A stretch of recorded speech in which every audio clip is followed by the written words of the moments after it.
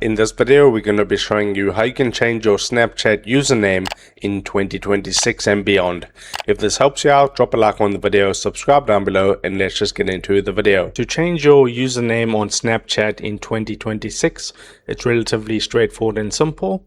I'm going to search for Snapchat and then open up Snapchat. Once Snapchat has opened, what you want to do is you want to go to your little Bitmoji icon at the top left hand corner. You want to tap on that, and right now you can see my current username, Stephen _ and those numbers.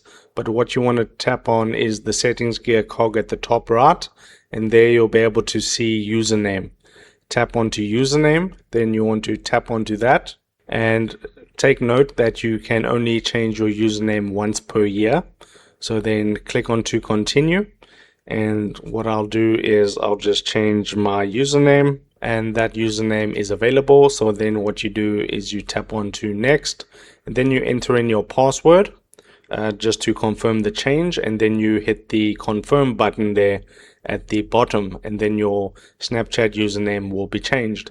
If this helped you out, drop a like on the video and subscribe to my channel.